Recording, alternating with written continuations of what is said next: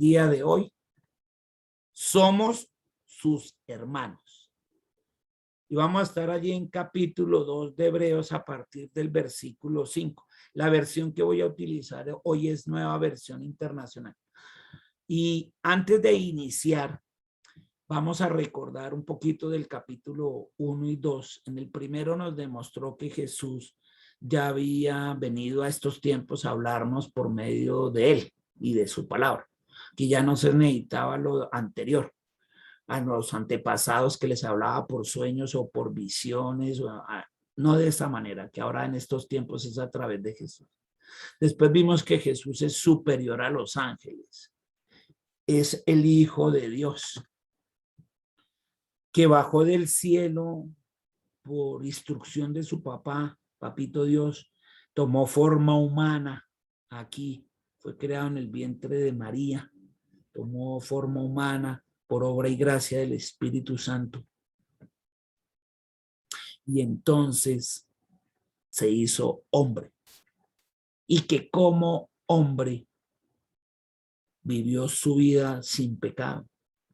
Y que se entregó por nosotros inmaculado, limpio de todo, en absoluta santidad, sin cometer pecado alguno.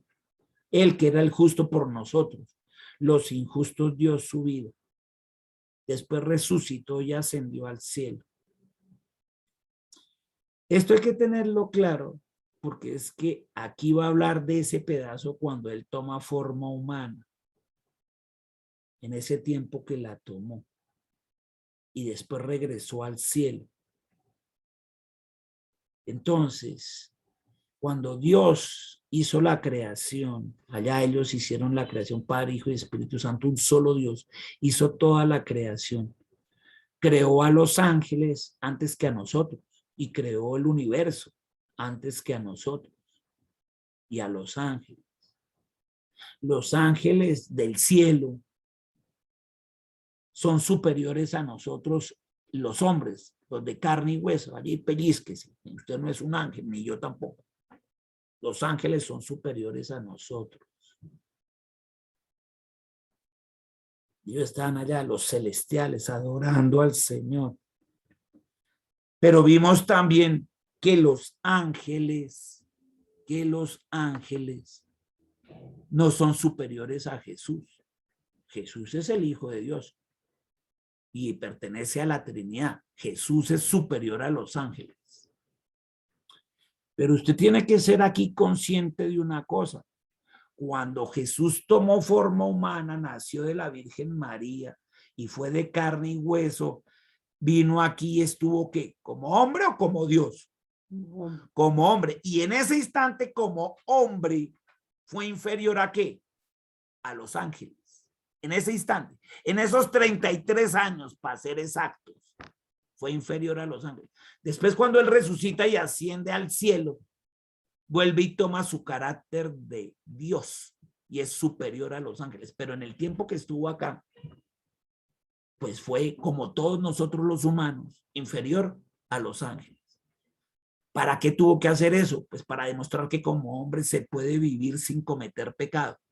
Y para demostrarnos que sin cometer pecado alguno, dio la vida por los que sí cometieron pecado, por usted y por mí, y por todos los desde esa época, a los que creen en eso.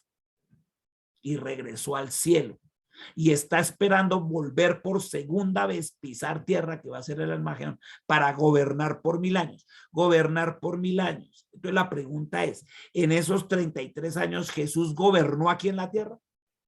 ¿Fue el gobernante de todo el planeta Tierra? No, cierto que no. Falta que él venga por segunda vez a gobernar ahí sí, a mandar en toda la tierra como rey. La primera vino como cordero a entregar su vida y como humano la entregó. ¿Listo? Eso es lo que sabemos nosotros de la palabra y hemos conocido. Pues eso es lo que va a decir aquí en Hebreos. Y que si uno no sabe esto y lo tiene en cuenta como introducción, se puede equivocar y malentender esto y sacarlo fuera del contexto, como hacen muchas personas y dicen, no, cuidado, de eso es lo que está hablando. Él era Dios, vino acá, tomó forma humana, en ese momento fue como humano Después, como humano, fue inferior a los ángeles, regresó al cielo y otra vez tiene su posición de superioridad a los ángeles. Entonces, ahí. Y cuando vino aquí hizo eso para que se pudiera dar el título que aparece allá abajo, para que podamos ser sus hermanos. Como hombre vino y hizo ese sacrificio y todo, para que después de entregar su vida, él, el justo, por nosotros, pudiéramos llamarnos sus hermanos. ¿Sí es claro? Si no, no pudiera haber sucedido eso. Y haber podido dejar que se cumpliera el Antiguo Testamento. Por eso va a explicar muchas cosas del Antiguo, sobre todo de Salmos y de Isaías. Ahora, teniendo usted esta introducción, me queda fácil leer la palabra del Señor. Y dice así, versículo 5 del capítulo 2 de Hebreos. Dios no puso bajo el dominio de los ángeles el mundo venidero del que estamos hablando. O sea, el futuro que espera después de la gran tribulación no va a estar gobernado bajo el dominio de los ángeles. Ahí dice, no va a estar bajo el dominio, bajo el gobierno de los ángeles. Ese futuro venidero no va a estar, ellos no van a estar gobernando. Como alguien ha atestiguado en algún lugar. Mire, entonces cogen la Biblia y la sacan del contexto. Y en algún lugar dicen, ¿qué es el hombre? Para que en él pienses. ¿Qué es el ser humano? Para que lo tomes en cuenta. Lo hiciste un poco menor que los ángeles y lo coronaste de gloria y honra. Y por eso pusimos ahí entre paréntesis, versículo 7, lo hiciste un poco, y ahí dice entre paréntesis, por un poco de tiempo. ¿Cuánto? 33 años, los que él estuvo aquí en la tierra, como humano, vean, menor que los ángeles. Pero después de eso, lo coronó de gloria y de honra. Entonces mucha gente dice, ¿sí ve que Jesús, la Biblia se contradice? El pastor enseñó hace 2 días que Jesús era superior a los ángeles y ahora resulta que es menor. Vean, lo hiciste un poco menor que los ángeles. ¿Sí ve que la Biblia no está contradiciendo? Porque dice lo hiciste un poco menor. ¿Qué significa un poco menor? ¿Más chiquito o qué? No. Está diciendo era un poco de tiempo, 33 años. Y durante esos 33 años no es que él tomó forma humana. Y nosotros como humanos empezamos diciendo en la introducción que todo humano es menor que los ángeles. Pues durante ese tiempo el humano fue menor que los ángeles, pero después fue coronado ¿de qué? De gloria y de honra. Tú lo sometiste a su dominio aquí, en ese tiempo que estuvo. Y eso lo dice Salmos 8 del 4 al 6. Esto que acabo de citar está ya en Salmos. Entonces, Hebreos está explicando Salmos. Y no es porque haya contradicción, porque no la hay. Evidentemente, como humano, en esos 33 años, Jesús no vino aquí a gobernar, ni a ser rey, ni a dar órdenes a nadie, ni a Poncio Pilato, ni a nadie le dio órdenes. En su segunda venida va a ser distinto. Pero en esta no. Entonces dice ahí, verso 8, todo lo sometiste a su dominio. Si Dios puso bajo él todas las cosas, entonces no hay nada que no le esté sujeto. Entonces vuelve a Génesis, aquí dice, cuando él está conmigo en el cielo, en la Trinidad, creamos todo el universo y puso todas las cosas, incluyendo a los ángeles, en la creación. Y como Dios, todo se le sujeta. Allá, como Dios, en el cielo, en su trono. Cuando vino aquí a la tierra por los 33 años como humano, no. Pero él regresó al cielo, ¿sí o no? O sea que todo se le sigue sujetando desde el cielo a él. Y a la tierra va a venir a gobernar en su segunda venida. Entonces dice, ahora bien, es cierto que todavía no vemos que todo le esté sujeto. Ahora usted entiende ese versículo, ¿sí o no? Ahora bien, es cierto que usted y yo que estamos aquí escuchando esto, no vemos todavía que todo le esté sujeto. ¿Por qué no lo vemos? Porque falta su segunda venida. Cuando venga aquí, como rey. Y cuando venga como rey, todo se le sujeta. Absolutamente todo se le sujeta en la tierra. Ay, sí, eso es lo que está diciendo. Por eso de estos cogen y arman una empanada y un enredo y dicen, no, no, no, si la Biblia no se está contradiciendo, es más, es bien clarita. Ahora bien, repito ese pedazo, ahora bien, es cierto que usted y yo todavía no vemos que todo le esté sujeto, ya casi. Es más, no falta mucho. Sin embargo, y aquí va a explicar cuando él vino en los 33 años, vemos que a Jesús, que fue un poco inferior a los ángeles, coronado de gloria y honra por haber padecido la muerte. Claro, como humano murió, pero después fue resucitado y subió al cielo y regresó a su posición de Dios. Así, por la gracia de Dios, la muerte que él sufrió resulta en beneficio de todos. O sea que él vino y tomó forma humana y fue inferior a los ángeles para que usted y yo saliéramos, ¿qué? Beneficiados. ¿Y qué es ese beneficio? Pues ese beneficio del sacrificio es que nos perdonó nuestros pecados. Nosotros lo recibimos a él y el beneficio grande es que ahora podemos ser llamados, ¿qué? Hijos de Dios. Y si a partir de ese sacrificio que él tuvo allá en la obra redentora, usted y yo podemos ser llamados hijos de Dios y él es el hijo del Dios altísimo, entonces ¿qué venimos siendo entre nosotros? Hermanos, ¿sí o no? El título de la prédica. Pues para eso fue que vino, para salvarnos y para permitirnos eso, poder llamarnos hermanos. Antes no. En efecto, versículo 10, a fin de llevar a muchos hijos a la gloria. No, esto ya es muy pasado. ¿A fin de qué? De llevar muchos hijos a esa misma gloria, a la que él cuando resucitó fue, allá en el cielo. Convenía que Dios, para quien y por medio de quien todo existe, perfeccionara mediante el sufrimiento, es decir, la obra redentora, al autor de la salvación de ellos. Lo perfecciona. Ahí dice el 11. Tanto que él santifica, el que santifica, ¿quién santifica? Papito Dios. Como los que son santificados, nosotros, tienen un mismo origen. Esto ya es muy pasado. Por lo cual Jesús no se avergüenza de llamarnos hermanos. Y ahora usted ya entiende. Eso era necesario. Que él muriera y sacrificara y que nosotros lo recibiéramos para podernos llamar hijos de Dios y así poder ser nosotros hermanos. Y Jesús no se avergüenza. Ahí dice la palabra. La Biblia misma lo dice. Por lo cual Jesús no se avergüenza de llamarlo a usted y a mí hermano.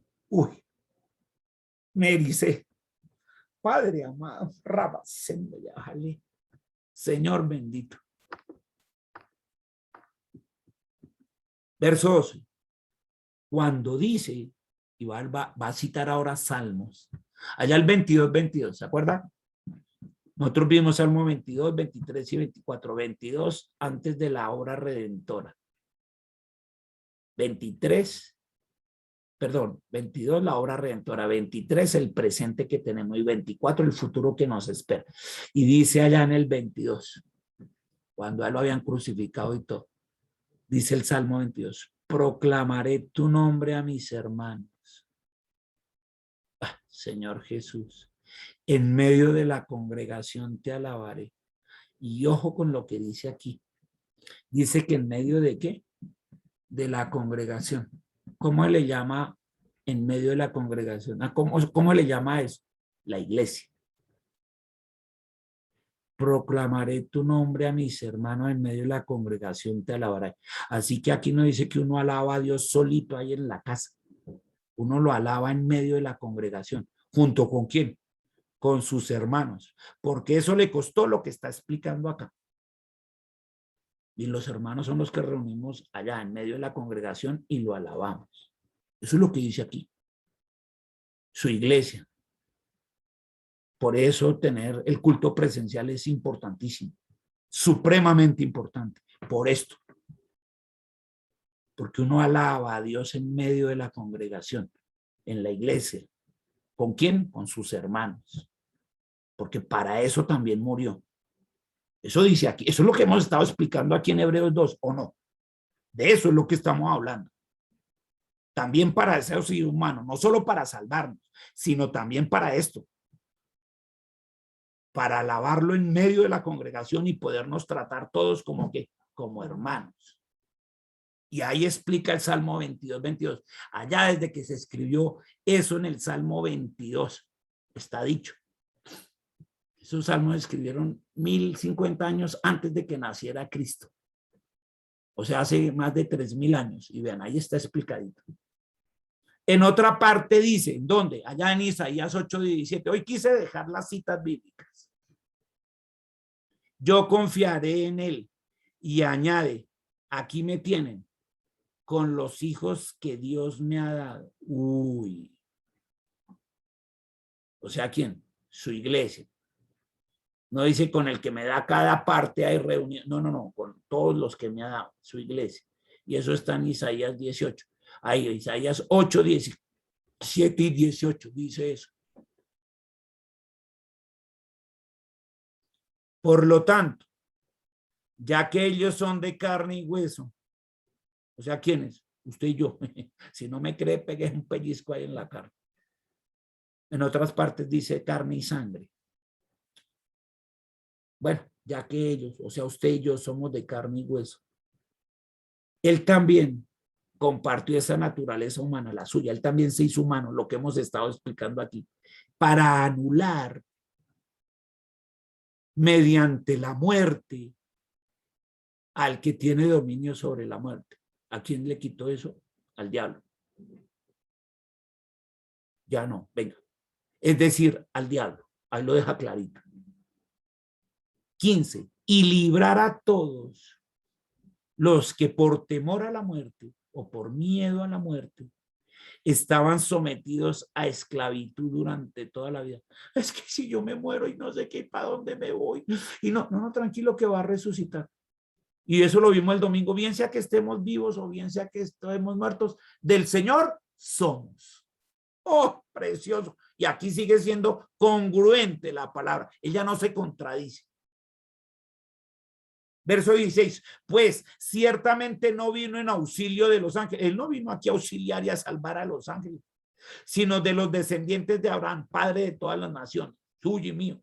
Por eso era preciso que en todo se asemejara a sus hermanos. Es decir, por eso era preciso que tomara forma humana, para que como humano no cometió ningún pecado, para ser un sumo sacerdote fiel, porque los sacerdotes que habían y los sumos sacerdotes que habían habido habían sido humanos, pero la habían embarrado. Él no cometió ningún pecado. Fiel y misericordioso al servicio de Dios, a fin de expiar los pecados del pueblo, es decir, a fin de expiar sus pecados y los míos. Es decir, a fin de llevarlos a la cruz del Calvario en su cuerpo y someterse a todo eso, a los latigazos, a los flagelazos.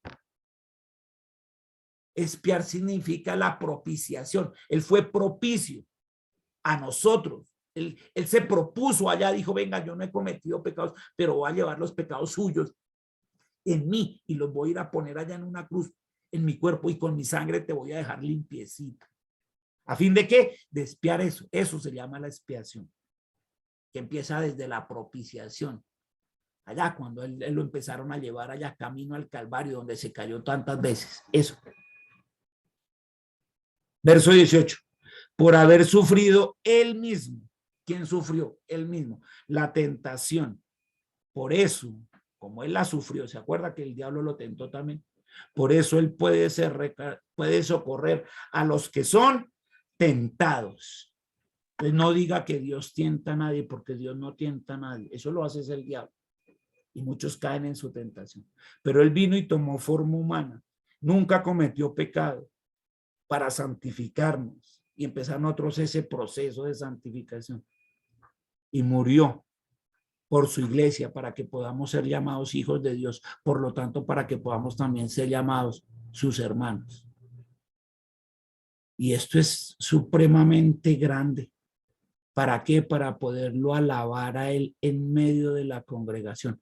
¿Quiénes lo alaban a él en medio de la congregación? Sus hermanos. ¿Y por qué lo hacemos? Porque costó su vida. Y los que entendemos esto perfectamente, no hay manera de agradecerle a él. sino decirle, sí, Señor, así va a ser. Te vamos a alabar en medio de la congregación con un fuerte amén, amén y amén.